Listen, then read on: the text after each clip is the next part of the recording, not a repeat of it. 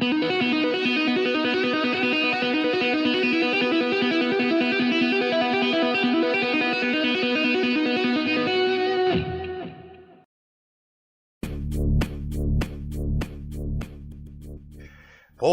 welcome back to another session of character modeling with me, Steve Moore, aka S'more. This character we're looking at right here, this is Vox. I built this character whilst working for Insomniac Games down in Burbank way back in 2005. So he was built for the PlayStation 2 Ratchet & Clank Deadlock. So he's a bit wonky, low res by today's standards. But, you know, at the time I was pretty happy with him. And he was actually designed by a really amazing concept artist by the name of Greg Baldwin.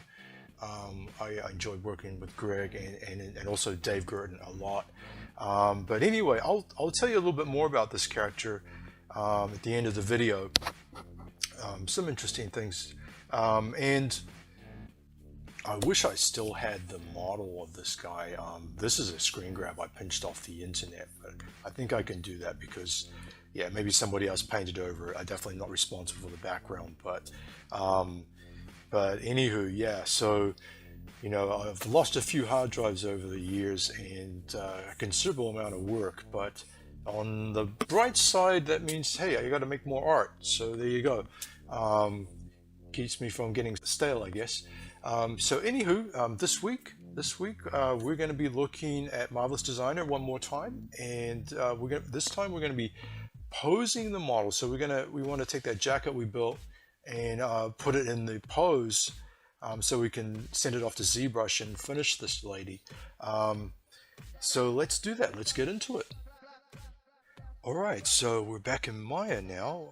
Just putting Marvelous Designer aside for a minute, and if you watched episodes 7 and 8, back then I talked about rigging, how I had rigged this model so that I could pose her, and it's just a rough. I'm just using a rough bind on a skeleton to get the model in the pose, and this is. It's not necessary to rig your model and pose it in Maya, but there are some advantages to it, and so I talked about that a little bit back in 7 and 8. So, of course, in ZBrush you could use transpose and transpose master also to get the same results. The advantages for me is that I can go back and forth. From bind to pose very easily. I can add all kinds of things like the legs, for example. I was able to model the legs in just a basic straight up and down position, and then attach them to the skeleton and then put it in the pose and Bob Zeranti. So it does have some advantages. Either way will work, but so in doing that I also talked about so when I got because of the rough rig, I've got all this horrible shearing and nastiness, right? Of course, and rather than try to fix that with weighting, I do just take that into ZBrush and edit it there. And we went over that too. So I took that nasty model we just saw, and in ZBrush I cleaned her up a bit so there's not all that horrible shearing. I fixed the anatomy. You also went over that in previous episodes. So our goal today is to pose our costume in Marvelous Designer using morph targets. Now to do this, we're going to export out several targets, so we're going to have, of course, the bind pose, which I'll put over here for a minute, and we're going to have the final pose where she's going to end up for our sculpture. And you may notice we have this in-between stage here. Now the reason for that is that if we try to morph between this model here and this model here, we're going to get some ugly stuff going on, because it's just going to translate the vertices from the hand, for example, to this position, and in a linear fashion, and all kinds of crazy things are going to happen. It's likely to screw up our sim in Marvelous Designer. So I'll show you what I mean using a blend shape. So you know, if we just morph straight from the first pose to the final pose, you see what's happening with the arm there. It's doing all kinds of weird stuff. So to avoid that, we'll export 3 poses. The bind pose where we've built our costume, and the end pose where we want it to end up, and an in-between pose just to resolve the screwiness that is going to happen as the mesh blends from one shape to the next. Alright, so now we've established why we're going to need this in-between phase. Let's talk about blend shapes, or aka morph targets, for a second. So if you've never messed with a morph target before, the key thing to understand is that all 3 of these meshes originate from the same source, meaning that the vert IDs, every vertice that comprises this model has an ID. A vertice has an ID, and it carries a bunch of data with it, like vert normals, vert color, etc. But you can transfer all kinds of data from one mesh to another, provided that the vert orders are the same. So you can transfer UV coordinates, you can transfer vert positions, etc., based on the IDs. So let's take a closer look at vert IDs. We'll pull up the script editor for a minute, and I'm going to pick on a nice distinct vertice. Let's take that point there at the top of the lip. It's easy enough to find that, and you'll notice it has, if we look in the script editor, this is its vertex, VTX vertice. This is the vertice's ID, right? So every vertice here has a different ID, right? So this one happens to be, let me clear that out so it's my doggy's scratching at the door right now. 1267, that's its ID. And now let's go along to another model, same, so different pose, but as we've talked about, it's the same model, and therefore when I click on the same point, you'll notice it has the same ID. Okay, so forgive me for getting into the weeds a little bit here, but I think in the big picture, this stuff's important to understand. So we've established, yeah, all 3 meshes are the same. They share vert order, so we can morph between one and the other. But vert order is very easy to break. So for example, if we go look at this little lady again, we'll get in there, pull up our trusty script editor again, clear that out. Let's just say, for example, we're trying to chop down the res on this guy. Maybe she's a little bit heavy, and we select that loop and we collapse, right? Now clearing out the script editor, and we select on that same point right there, it's changed. It's no longer 1267, it's 1266. And what that means is that if we were to try and morph between these 2 guys, let's say, I have to be careful how I do this. I'm just going to grab her and put her in the same position for a second. Boy, what an this is kind of an odd abstract piece of art here. So just to finish this explanation regarding vert order and blend shapes. So these meshes originate from the same source. We have broken vert order on this mesh. So just to show you quickly, to create a blend shape in Maya, pull up the hypergraph here, and so these 2 guys are still, vert order is cool, so we can click on them, go down to deform and blend shape, and I shall strategically place that sucker there, pull up the attribute editor for her, and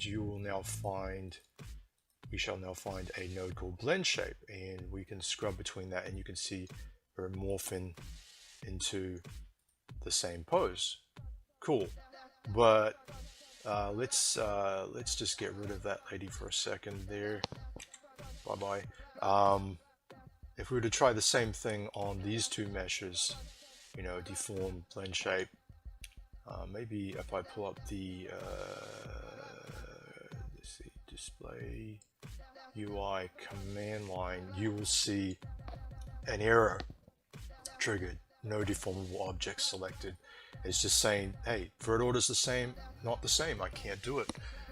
So there you go, vert order, very important. Sorry if that was a bit long-winded. But the reason for the sojourn down vert order lane was I'm just afraid that like somebody, maybe one of you guys out there is following along, doing your own project, and if you were to construct your character in such a way that you couldn't morph between the two, you know, that would be a real drag. So I wanted to kind of just make sure that you guys were aware of that, and this knowledge will come into play in other areas of your character modeling down the road too. But let's cut to the chase. What we want to do here now is pose that guy, this lady, her costume in Marvelous Designer. That's why we're all here. So what we need to do now is export these three versions of her as OBJs, and that's easy enough to do. As you guys know, you just grab your not your censorship box, you grab your mesh, not that one of course, and then you go export selection, and we're going to use OBJ. I just like OBJs. OBJ is a great format for just getting rid of junk and very very universal. So we're going to export an OBJ and bring that into Marvelous Designer. Alright, so we're back in Marvelous Designer again.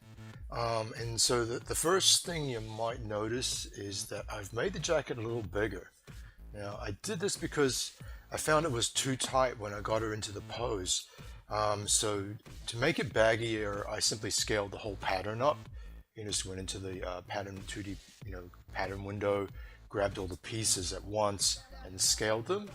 But you could also do this, FYI, by adjusting the shrinkage, weft, and warp settings, which you'll find under the property editor here. You could just adjust the various pieces, but generally I try to avoid this. It's an easy fix, but it's a bit of a cheat, and I found that, like, especially if you're still working on the garment, you're still cutting up the patterns and adjusting things, adjusting the weft and warp settings is gonna kind of convolute things. It's gonna complicate things, and you're gonna get kind of unexpected results. So ideally you want the garment to fit the way you intend it because it's cut correctly and it's scaled correctly. But doesn't mean you can't use weft and warp, and we all do it. I definitely do that, in a pinch. Now, before we load the morph target, I'm going to raise the particle distance under the simulation properties again. This is going to speed things up initially, make it easier to adjust the jacket as we go. Now, here's the fun part. Now we're going to load our morph target. Now to do this, you want to go to File, Import, OBJ.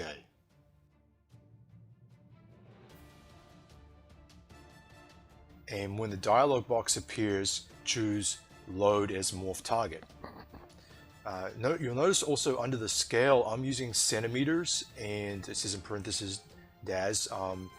Now, as mentioned earlier in the series, right at the beginning, I made a big to-do about scale. So I think it's important to work in real-world units, real-world scale, and I've been using centimeters. So I'm going to choose centimeters as my import option. So we make sure that our little avatar comes in at the correct scale. So we click OK. As soon as we click OK, the sim begins, and we see our avatar starting to morph into the new pose. Pretty cool. Now we just need to repeat the same process to bring her into the final pose.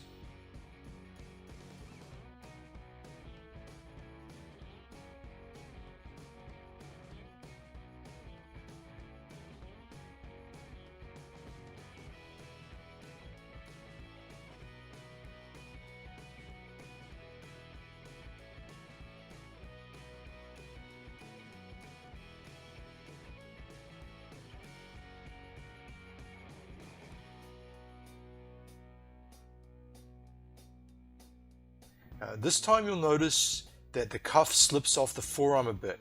Not to worry. We'll just tug on it a little bit. We'll play with it using the move tool whilst the simulation is still running to get it back on her arm.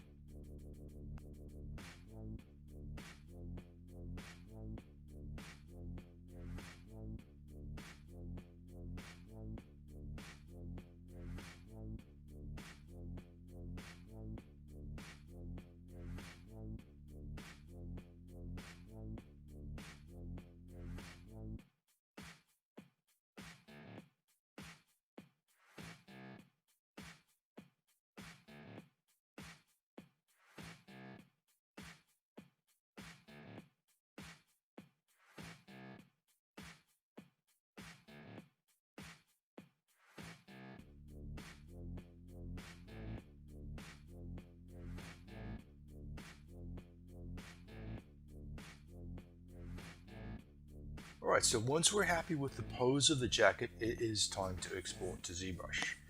Now I had intended to show you that part in this session, but unfortunately I just ran out of time for this session. So we'll pick that up next time. However, I do want to leave you guys, I don't want to leave you hanging too much. I want to leave you with one little tip regarding exporting your model from Marvelous Designer into ZBrush, and that is this. When you're exporting your OBJ, what you'll want to do is quadrate the mesh. Now by default, Marvelous Designer exports triangles, right? So it takes all those little particles and triangulates them and spits out a mesh. But that isn't going to play well in ZBrush, and for any matter, any program, because when you try to smooth triangles, what you'll get is a bunch of pinches, a bunch of sharp little points, and it doesn't look nice, and it's horrible to try and sculpt on that. So what we're going to do is quadrate the mesh, and that will give us nice orderly squares which do smooth well. So to quadrate your mesh, you will go up to Edit and drag down to the Context menu, 3D Garment, and then find Quadrate. And that's it. That will quadrate your mesh.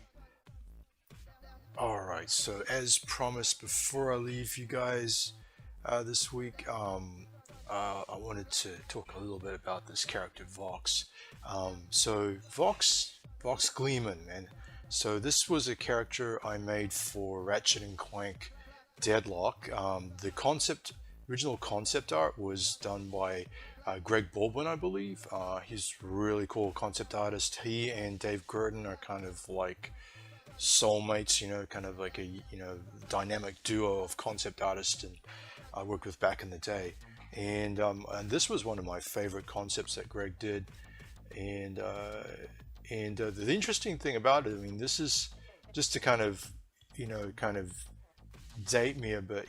I made this guy, we released this game in 2005, and I mean back then, right, this was a main character, so I put the callouts here. These are literally the textures for Vox, and they are 256 pixel textures for the entire character. So I mean, these days, typical character, I mean, like on the low end, right? Like something where we're talking like you've got multiplayer game maybe.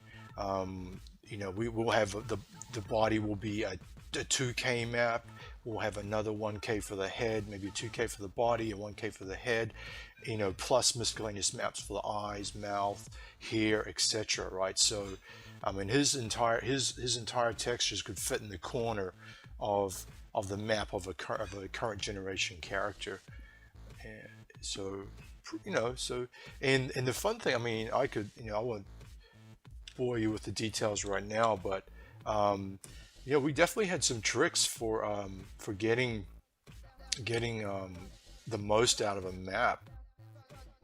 So one of the tricks we would do, right, like with the 256 map, it's really that gets mip mapped. It's very difficult to get hard edges. Mip mapping, by the way, just means to avoid things looking pixelated, the engine blurs the textures. So what we would do on something like this edge here is we would cut that out with Geo, and then apply just separate UVs to those polygons, and they might be scrunched down to onto the tiniest piece of black on the map. Similarly with gradients like this here, that could be a little triangle that's just repeated. It could be as little as 2 pixels like this, and when that was mip mapped, it would look like a nice gradient.